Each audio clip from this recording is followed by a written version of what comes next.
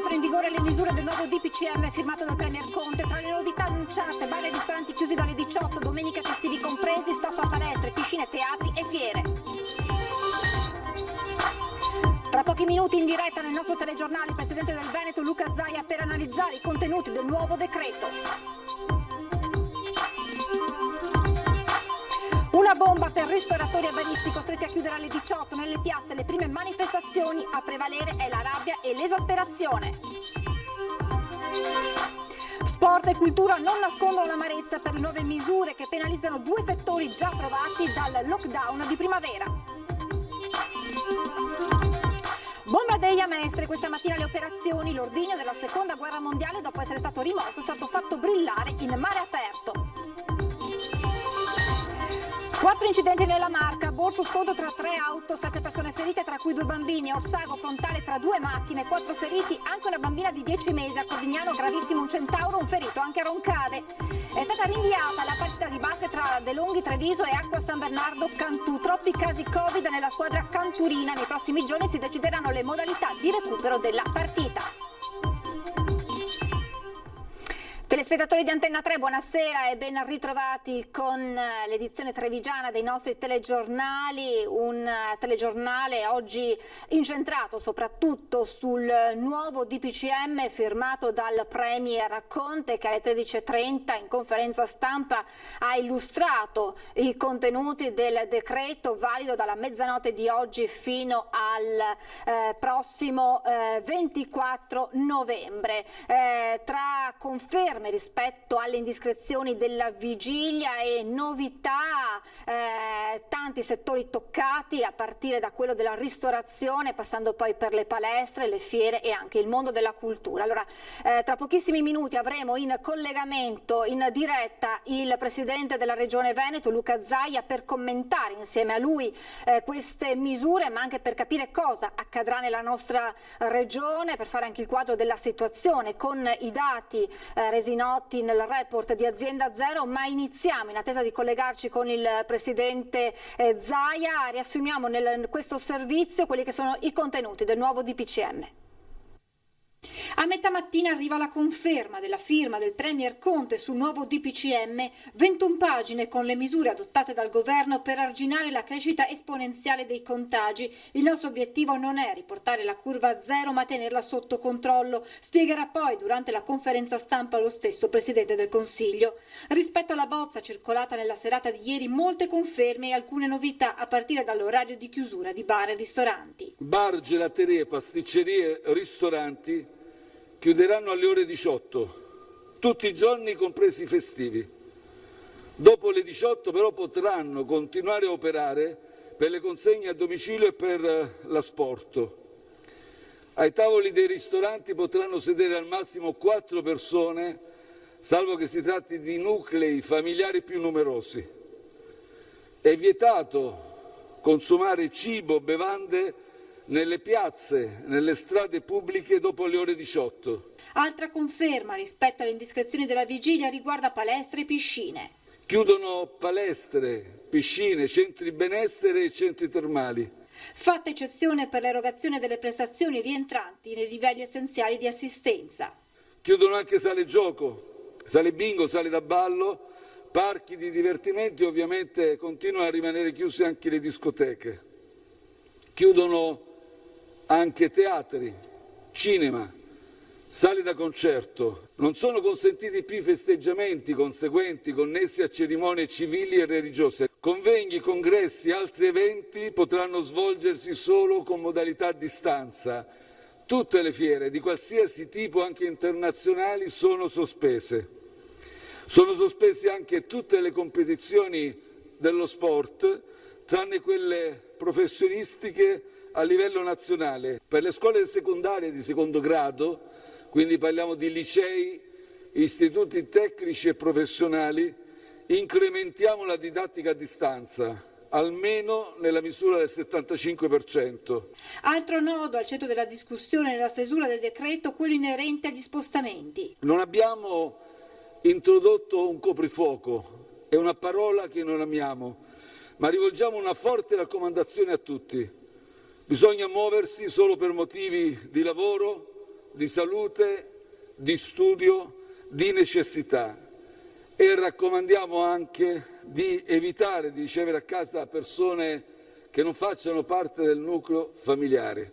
Di fronte al malcontento creato dall'ultimo DPCM, il Premier spiega: le proteste ci sono e ci mancherebbe, se fossi dall'altra parte anche io proverei rabbia, anche se direi di aspettare e vedere il sostegno economico che sarà cospicuo. Già martedì potrebbe essere pubblicato in Gazzetta Ufficiale il decreto con gli aiuti, contributi a fondo perduto, nuovo credito d'imposta per affitti commerciali di ottobre e novembre, cancellazione della seconda rata IMU. I ristori arriveranno direttamente sul conto corrente dei diretti interessati con bonifico bancario attraverso l'Agenzia delle Entrate. L'obiettivo è chiaro, sottolinea Conte: vogliamo tenere sotto controllo la curva epidemiologica, ma questo significa offrire risposte efficienti e scongiurare un lockdown generalizzato. Il Paese non può più permetterselo. Se in questo mese di novembre rispetteremo tutte queste nuove regole, riusciremo a tenere la curva epidemiologica sotto controllo. Riusciremo così poi ad allentare le misure e affrontare dicembre e ci auguriamo le festività natalizie con maggiore serenità. Presidente Zaia, buonasera. Buonasera. Allora, il Premier Conte ha detto dobbiamo stringere i denti e fare questi piccoli sacrifici, lui li ha definiti così, anche se molte categorie economiche, a partire da ristoratori, baristi, si stanno lamentando dicendo non sono piccole per noi, e sta crescendo la rabbia di queste categorie. Per arrivare a Natale, dice il Premier Conte, un po' più tranquilli. Una lettura di questo DPCM? Guardi, io penso che noi veneti non siamo degli irresponsabili, lo abbiamo dimostrato fin dal primo giorno, dal 21 febbraio, abbiamo subito un lockdown pesante, lo abbiamo rispettato. Penso ai tanti operatori, i ristoratori, le palestre, le altre attività che vengono colpite, che hanno fatto grandi investimenti per tutelare la salute dei propri lavoratori e dei propri clienti. C'è andar dire poi in questa fase a una categoria, a un gruppo di categoria ristretto, che il problema sono loro. Comunque, chiudendo queste attività si dovrebbe modificare la curva del contagio e staremo a vedere se la curva del contagio si modifica. C'è un dato concreto che come Regione e come Regioni abbiamo chiesto di modificare il DPCM e di ascolto non ce n'è stato. Quindi di fatto il governo, e lo dice uno che è sempre stato solidale, non ha mai fatto polemiche, non le voglio fare, ma di fatto il governo ha scelto di fare questa strada da solo, approvando il DPCM senza accogliere la minima modifica richiesta dalle regioni. E penso che questo sia emblematico, non è mai accaduta una cosa del genere. E oggi abbiamo la necessità di dire che molte di queste imprese rischieranno di non riaprire più. C'è grossa preoccupazione ed è anche comprensibile. Abbiamo sentito dalle parole del Premier Conte che arriveranno subito le risorse che corrisponderanno, immagino, al fatturato. Vedremo se è così. Insomma, questo Paese ha conosciuto le risorse che dovevano arrivare velocemente dalla cassa integrazione in deroga, che molti ancora stanno aspettando.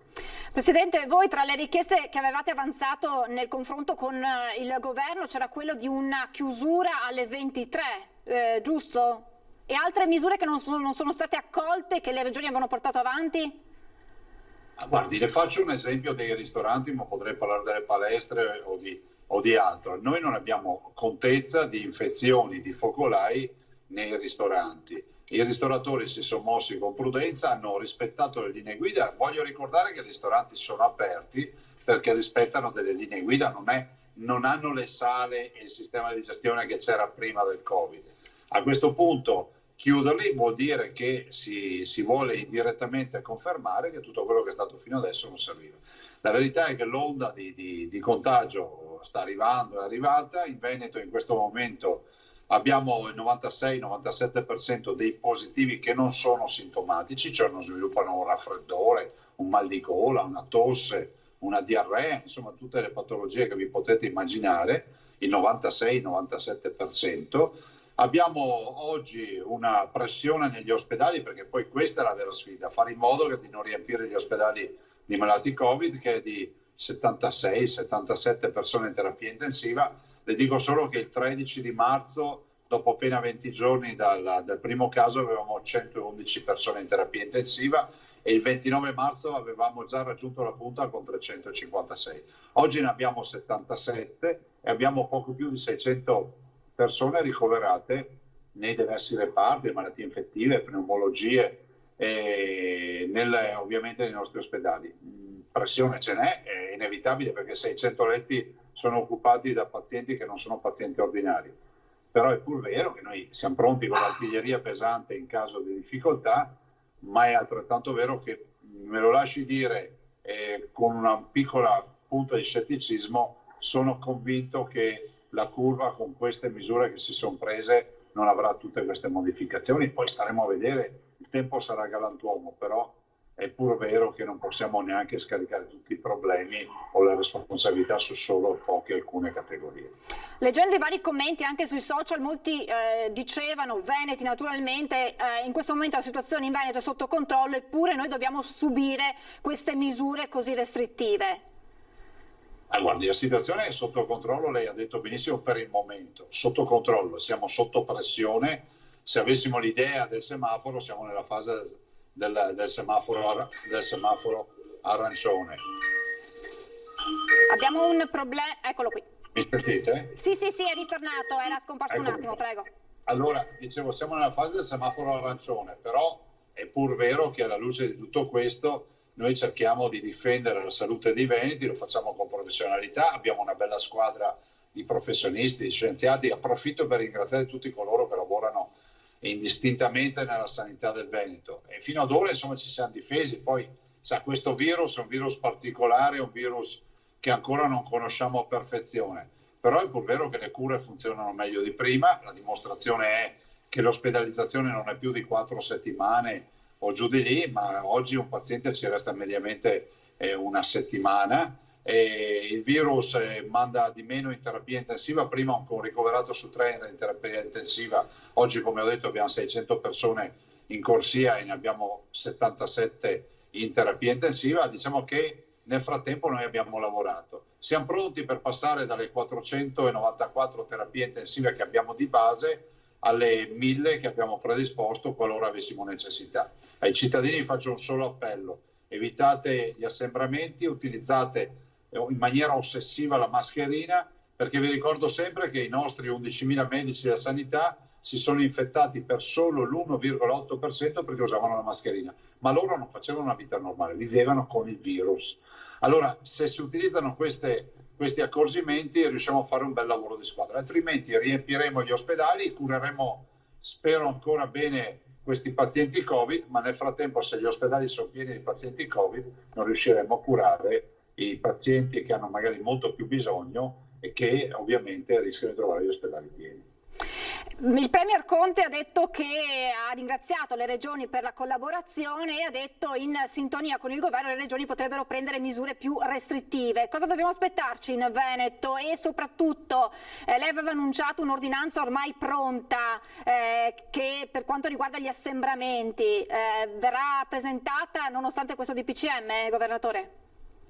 Guardi, io resto convinto che se fossi stato lì a redigere questo DPCM avrei puntato tanto sugli assembramenti, perché poi sui momenti di aggregazione senza distanziamento sociale che rischiano di diffondere il virus, e poi qualcuno se lo porta a casa, lo porta al papà, alla mamma, al nonno, alla nonna, magari a un familiare che è immunodepresso, un oncologico.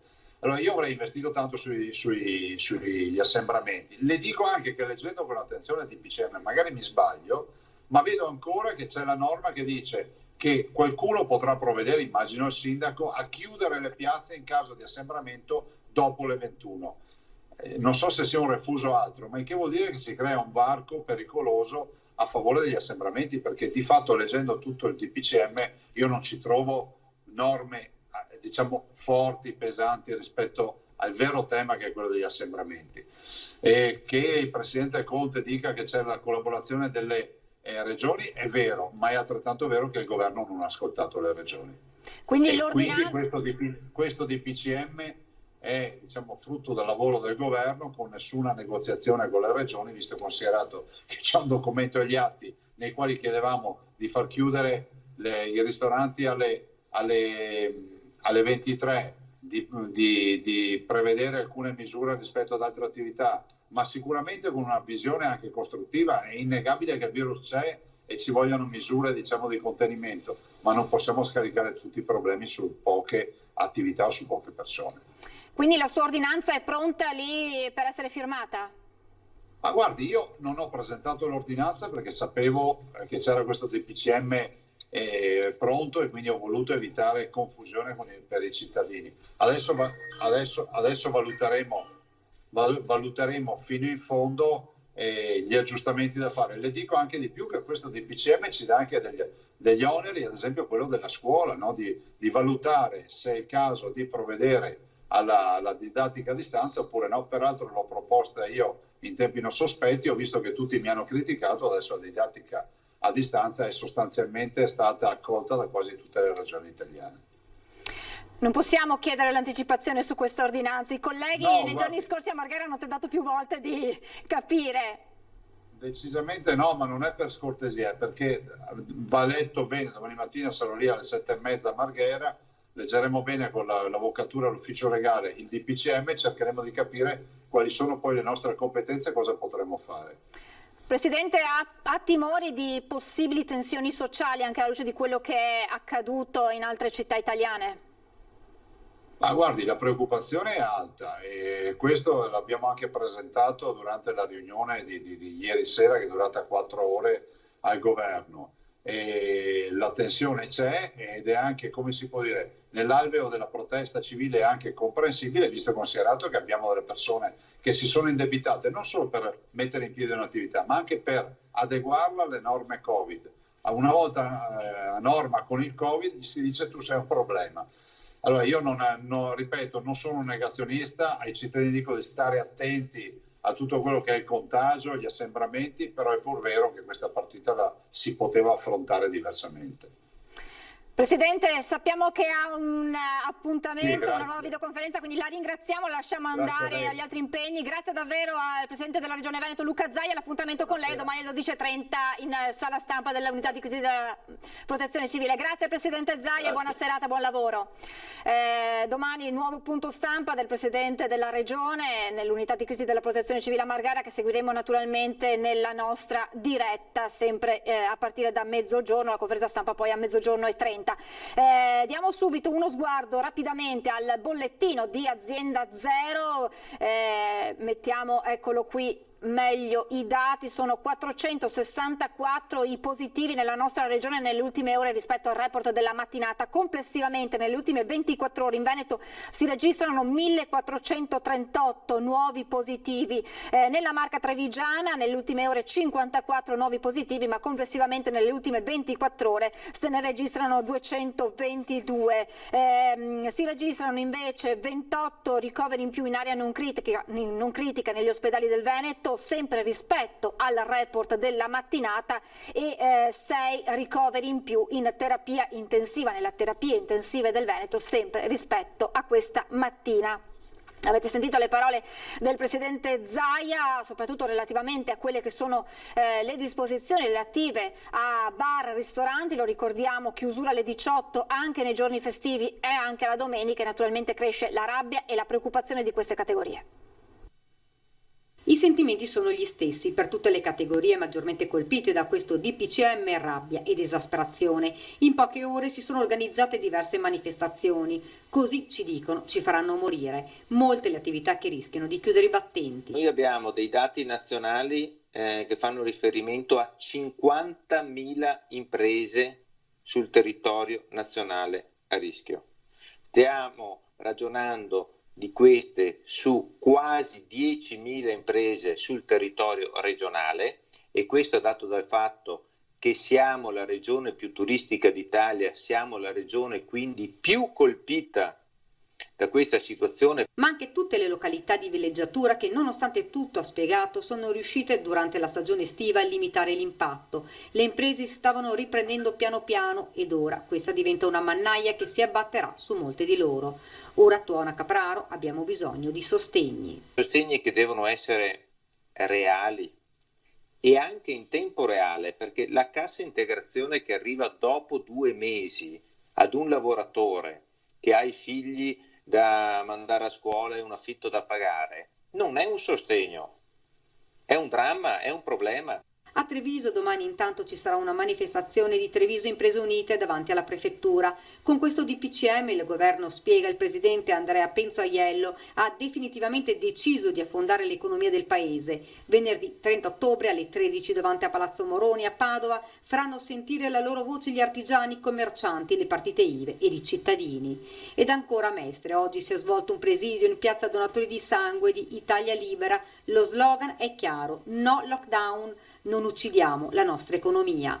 Il mondo economico alza la testa, la tensione è alta, il clima si sta scaldando, ma a prevalere è proprio l'esasperazione di non vedere nessuna prospettiva futura. Quando si sente dire che dobbiamo togliere il superfluo perché c'è un'emergenza sanitaria in corso, che certamente nessuno di noi discute, lasciatemi dire che però se per qualcuno andare al bar, andare al ristorante, andare a teatro è superfluo, ecco, questo non credo che sia superfluo per il gestore di quel bar, per il cameriere di quel bar, per il cassiere, la cassiera, la banconiera di quel bar, di quel ristorante, perché è un sostentamento per la propria famiglia. E a proposito di ristoratori, questa che pubblica Corriere.it è forse la foto simbolo della situazione che stanno vivendo i ristoratori. Questa è la foto pubblicata su Facebook dalla figlia del titolare di un ristorante di Oderzo, di un ristorante gelateria. La foto emblematica, forse non ha nemmeno bisogno di parole, la foto del padre seduto fuori dal suo locale, la mascherina abbassata e la sconsolazione, probabilmente anche la disperazione. Scrive la figlia: questo è mio papà, un uomo che si è fatto da niente, dalla povertà di una famiglia di mezzadri veneti, una famiglia numerosa dove le donne dicevano che non avevano fame pur di lasciare il cibo ai figli, gente umile senza tanti fronzoli per la testa. Il post è appunto quella di Elena Tonon, titolare insieme al padre, e dice: questa è la mazzata finale. Queste le parole che la figlia riporta pronunciate dal padre di fronte al provvedimento, all'ultimo provvedimento del governo. E interviene anche il presidente di ANCI Veneto, Mario Conte, che esprime la preoccupazione dei sindaci per un provvedimento, dice Conte, che rischia di provocare danni enormi alla ristorazione, alla cultura, alle piscine e a chi si occupa di convegnistica, turismo e catering. Il governo fa pagare ad altri le proprie incapacità gestionali che sono più che mai evidenti. Per questo, spiega ancora Conte, in linea con quanto chiesto dalle regioni, chiediamo immediato ristoro per tutte quelle attività che sono danneggiate da un provvedimento che non ha tenuto conto delle istanze dei territori. Queste le parole affidate ad un comunicato dal presidente ANCI Veneto Mario Conte. Interviene anche il presidente di Union Camere Veneto Mario Pozza. La decisione di chiudere alle 18 i ristoranti e i bar è il colpo di grazia definitivo ad un settore che era già stato messo duramente alla prova dal primo lockdown, ma aveva saputo reagire con dignità e coraggio. Il governo dovrà assumersi la responsabilità di una scelta che porterà alla chiusura di attività storiche, facendo rimanere senza lavoro moltissime persone. Il governo non vuole chiamarlo lockdown, conclude Pozza, ma lo è nei fatti. E poi ci sono tutti gli altri settori, a partire dallo sport, la cultura, che non nascondono l'amarezza per le nuove misure che pesano dopo il lungo lockdown della scorsa primavera. Questo sarà veramente un'ecatombe e confermo quello che avevo detto prima, altro che 30%, perché chi sta lavorando teoricamente al 50%, ma sta rimborsando il 50% di quelli che avevano pagato giustamente gli abbonamenti prima, quindi stanno lavorando al 20-25%. Parla di ecatombe il presidente dell'Associazione Cultura, Sport e Tempo Libero Nicoletto, commentando i contenuti dell'ultimo DPCM, in particolare il capitolo dedicato a palestre e piscine. Uno stop che arriva, continua Nicoletto, dopo che erano stati fatti importanti investimenti per mettersi a norma. Hanno investito sulla sanificazione, sull'aerazione dei locali, cartelli, ingressi contingentati e tutte queste cose qua. Quindi hanno investito. Esattamente 2 giorni fa, è uscito un altro protocollo più stringente da parte del Ministero. Evidentemente i ministeri non si parlano, da parte del Ministero dello Sport. Non c'è nessuna evidenza scientifica della pericolosità di palestre e piscine, aggiunge Nicoletto, dati alla mano. L'AXI, il Comitato del Veneto, gestisce 1000 associazioni, quasi 1000 società sportive e associazioni culturali anche in tutto il Veneto. Su 180.000 soci noi abbiamo 2 casi di positività asintomatici. Vedete voi insomma qual è l'evidenza scientifica, la pericolosità delle palestre e delle piscine. Dal mondo dello sport a quello della cultura il passo è breve, anche per questo settore il decreto rappresenta una tegola pesante da sopportare. Si è lavorato molto per garantire la sicurezza nei teatri, il commento amareggiato dell'assessore del comune di Treviso Colonna Preti. In Italia non si sono ad oggi registrati casi nei teatri, quindi a riprova di quanto le misure di sicurezza siano state adottate a dovere. Quindi ovviamente è una notizia che mi coglie con grande preoccupazione e mi chiedo se forse questa chiusura poteva anche essere evitata. Domani al Teatro Mario del Monaco era in programma il debutto della stagione con la rappresentazione della Tosca. E abbiamo appena deciso di portarla avanti lo stesso, quindi di farla a porte chiuse in streaming, per dare comunque un segnale. La produzione degli spettacoli non si ferma, aggiunge ancora l'assessore. Auspicando in una riapertura in tutta sicurezza, non si fermeranno gli spettacoli, quindi insomma noi ci teniamo pronti e rafforzeremo lo streaming. Da Colonna Preti poi un appello ai cittadini per il rispetto delle norme di sicurezza. Per auspicare la riapertura il prima possibile, ma anche a tutti coloro che operano in questo settore, perché gli artisti hanno bisogno di essere sul palco. Il 2 novembre scatta lo sciopero degli infermieri del Nursing Up, carichi di lavoro eccessivi, la denuncia degli operatori che invitano i cittadini a indossare le mascherine. Siamo preoccupati della nuova ondata di contagio, spiegano. Il 2 di novembre segue lo sciopero generale del personale sanitario, infermieristico e generale. Stanchi, demotivati e stressati per il super lavoro cresciuto esponenzialmente con il Covid, gli infermieri veneti del Nursing Up, sindacato con base a Treviso, sono pronti a una giornata di sciopero dopo la manifestazione di pochi giorni fa al Circo Massimo di Roma. Presenti diversi operatori del territorio rivendicano nuove assunzioni, un contratto separato e la possibilità di un adeguato recupero psicofisico. Carichi di lavoro vertiginosi e anche di rischi lavorativi correlati. Infermieri sempre in prima linea, definiti eroi talvolta non senza retorica. Simona è infermiera a San Bonifacio nel Veronese, qui ha lavorato in terapia intensiva nei mesi duri della prima ondata, adesso la speranza è soltanto una. Il rischio di nuovi contagi è all'ordine del giorno, è in aumento. E la paura tra gli operatori sanitari che si ripresenti un'altra recrudescenza come l'inizio dell'anno è altissima. E dal fronte arriva l'appello a indossare la mascherina, parola di infermiere. I dispositivi di protezione individuale servono. E tra i tanti risvolti economici del contagio da coronavirus, uno riguarda le scuole paritarie. Con pochi aiuti del pubblico e spese lievitate in maniera esponenziale, per molte si presenta un futuro con conti in rosso e concrete ipotesi di chiusure. Perché per voi è importante questo gazebo? Perché per noi ci aiuta notevolmente sull'accoglienza dei bambini al mattino, nella fascia oraria dalle 7:30 alle 9, e indubbiamente ci mette nelle condizioni di dare uno spazio coperto, magari nelle giornate quelle più negative, quelle più piovose, per poterli accogliere in sicurezza. Perché voi dovete accogliere di fuori. Esattamente. Anche questo è il coronavirus, bambini verificati e sanificati all'esterno con genitori e nonni che non possono entrare nelle strutture. E per quasi tutte le scuole questa operazione viene all'aperto in condizioni non sempre favorevoli. La situazione non è passata inosservata alla Savno, che ha aggiunto alle tante iniziative a sostegno delle scuole in Sinistra Piave anche la distribuzione di gazebo, come questo dell'asilo di Gorgo. Alle scuole serviva qualcosa di concreto per questa accoglienza, e poi la Savno, come sempre, quando serve dà una mano per cercare di sollevare un attimino le difficoltà di questo momento da parte sia delle amministrazioni sia di tutte le scuole di ogni genere e grado. Certamente una piccola idea che però è diventata in breve un successo travolgente nei 44 comuni del consorzio di Sinistra Piave. Sì, tanto è vero che ne avevamo ordinati un centinaio e adesso siamo già arrivati a una richiesta di 312 a oggi.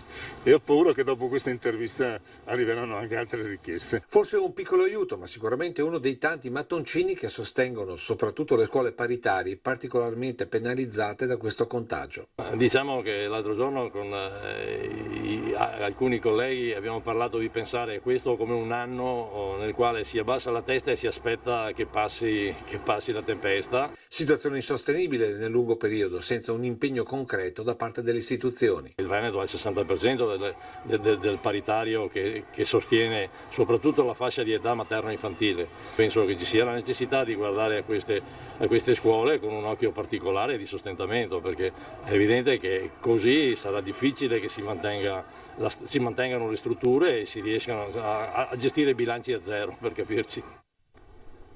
È il momento di fermarci per qualche istante di pubblicità, tra poco.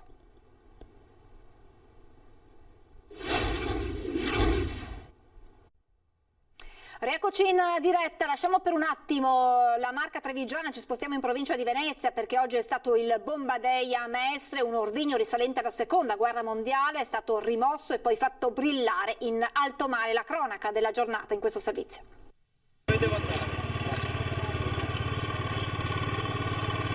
Sono le 9:20 di mattina, quando dopo la rimozione dei meccanismi che ne provocherebbero l'esplosione, la bomba trovata nel cantiere del nuovo studentato di via Torino a Mestre lascia il luogo nel quale era caduta quasi 80 anni fa per il suo ultimo viaggio, il brillamento in mare. È una bomba da 500 libre statunitense del secondo conflitto mondiale, è esattamente identica a quella che è stata rimossa e bonificata nella precedente occasione di quest'anno, quindi nel mese di febbraio. 3 ore prima, alle 6 di mattina, era iniziata l'evacuazione dei residenti in un'area ad raggio di 468 metri dal punto di rinvenimento della bomba, circa 600 persone. Un elicottero sorvola Mestre, tutta la zona interessata dallo sgombero oramai è stata chiusa, come vedete, da qui non si passa più, sono le 6:45. Al comando dei Vigili del Fuoco c'è il COM, Centro Operativo Misto della Protezione Civile della Prefettura di Venezia. Oltre all'esercito, il secondo Bomba Day in un anno a Mestre impegna decine di uomini della Polizia di Stato, locale e stradale, di Carabinieri e di Guardia di Finanza. Alle mie spalle la parrocchia di San Giuseppe, l'area di accoglienza per i residenti delle zone interessate dal Bomba Day. Bisogna dire che qui sostanzialmente sono arrivate poche persone. Sì, c'è molta poca gente, ma le scelte le persone le fanno liberamente, quindi decidono un po' come regolarsi. Forse molti sono andati da parenti. Per le strade anche tanto personale sanitario e volontari della protezione civile. I lavori sono in anticipo sulla tabella di marcia. Questo il merito va dato a chi ha gestito tutto questo dalla prefettura, protezione civile, esercito naturalmente in prima linea e le forze dell'ordine. Ad un terminal del porto il passaggio di consegna dall'esercito alla marina militare che, caricata la bomba su un natante, la trasporta fino al punto di brillamento in mare aperto di fronte alla bocca di porto di Malamocco. Quindi i nostri palombari della marina faranno il collegamento del circuito di fuoco in acqua. Ci sarà un controllo di sicurezza, normalmente utilizziamo sistemi di tipo elettrico in acqua salata e dopo che c'è questo controllo poi diamo l'ok per effettuare il brillamento e quindi si conclude la fase finale della neutralizzazione della bomba.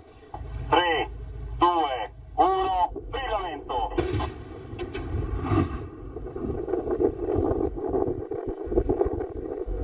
Abbiamo dei militari molto esperti, ormai sono nostri amici da tempo, abbiamo sempre a che fare con loro, l'anno scorso, quest'anno, speriamo che l'anno prossimo non ci siano altri Bomba Day perché questo comporta dei sacrifici anche per la circolazione, per la popolazione.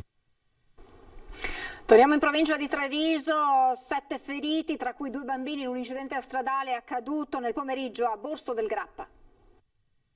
Attimi di paura attorno alle 15 di oggi lungo via Molinetto a Semonzoli Borso del Grappa. 3 auto sono entrate in collisione, 7 persone ferite di cui 2 minori.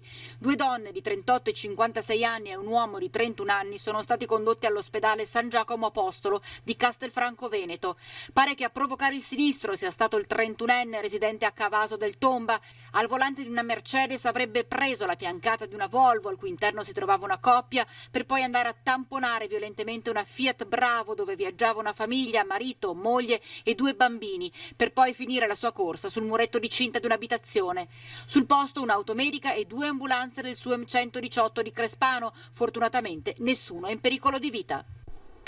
Grave incidente questa mattina, invece intorno alle 13 a Cordignano, una moto per cause ancora da chiarire è uscita di strada finendo poi in un fossato a diverse centinaia di metri di distanza. Sbalzato dalla sella il conducente, un 22enne, l'impatto a terra per lui è stato molto violento, il giovane è stato immediatamente soccorso dai sanitari del SUEM ed è stato trasportato con l'elicottero del 118 all'ospedale di Treviso, dove si trova in prognosi riservata ma non sarebbe in pericolo di vita. Sempre questa mattina a Roncade però un altro incidente stradale che ha visto coinvolte 2 auto, una persona è rimasta ferita e portata in ospedale.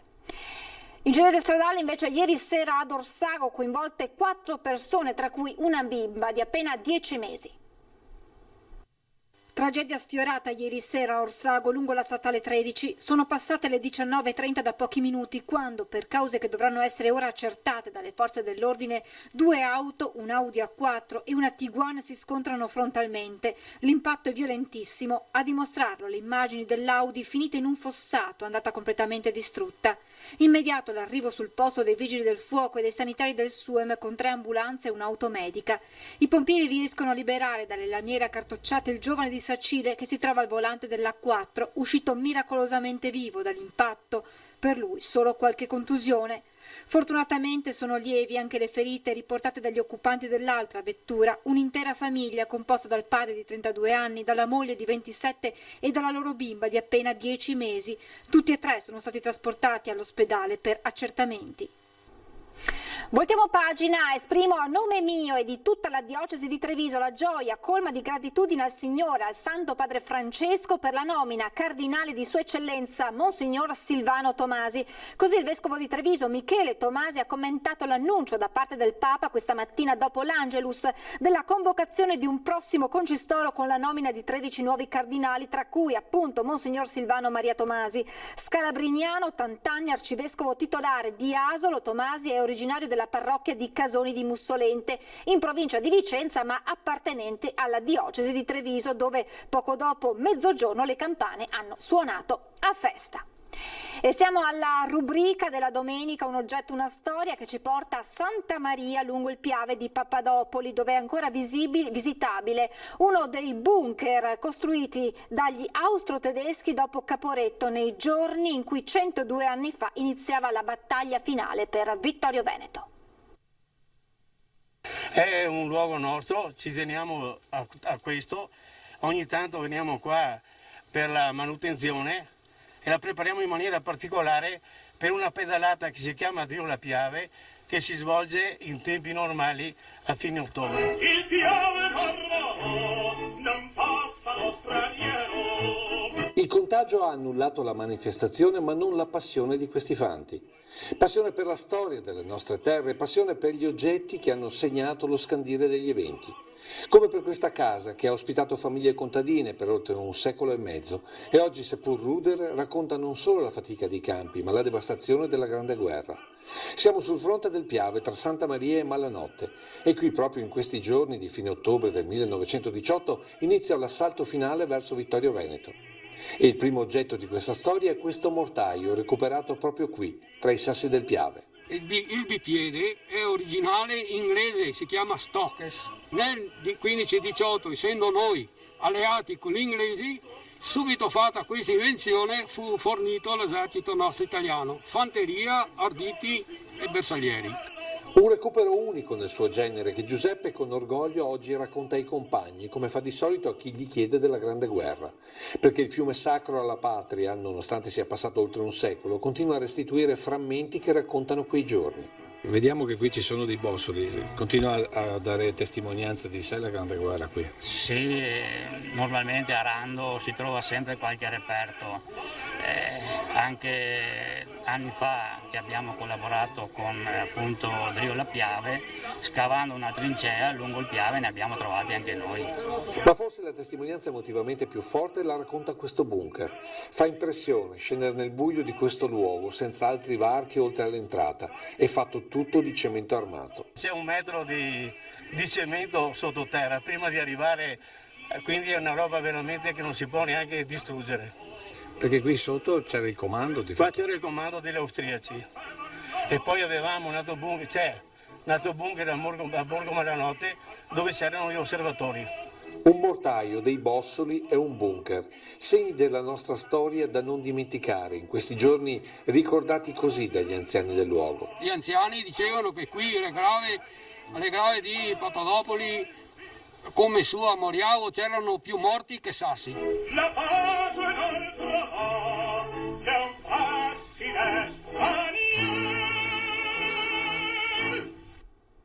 È stata rinviata la partita di basket valida per la quinta giornata del campionato di Serie A in programma nel pomeriggio tra la De Longhi Treviso e l'Acqua San Bernardo Cantù. La decisione è stata presa dal presidente della Lega Basket Umberto Gandini dopo che nella squadra canturina si erano manifestati alcuni casi di positività da Covid. L'obiettivo, ha spiegato la Lega Basket, è quello di ridurre il rischio di un potenziale focolaio che potrebbe già essere in atto e di tutelare la salute di atleti e staff tecnici delle due squadre coinvolte e degli arbitri. Nei prossimi giorni si decideranno le modalità di recupero dell'incontro. Con questa notizia termina questa edizione dei nostri telegiornali. Io vi lascio le previsioni del tempo, grazie per l'attenzione e buona domenica.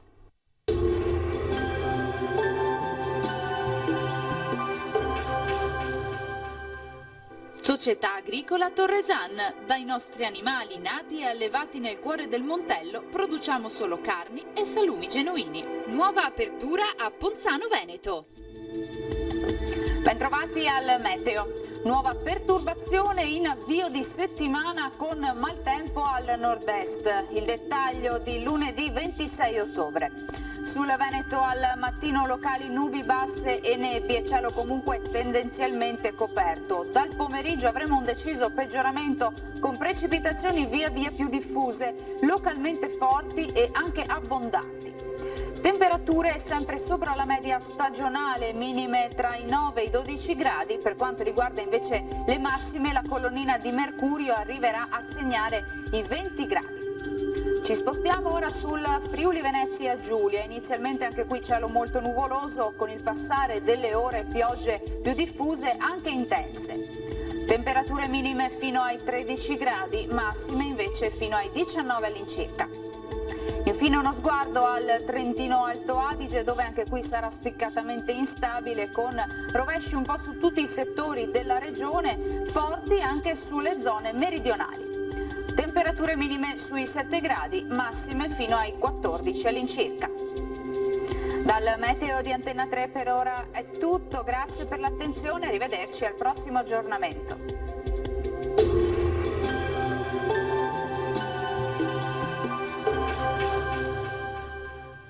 Società Agricola Torresan. Dai nostri animali nati e allevati nel cuore del Montello produciamo solo carni e salumi genuini. Nuova apertura a Ponzano Veneto.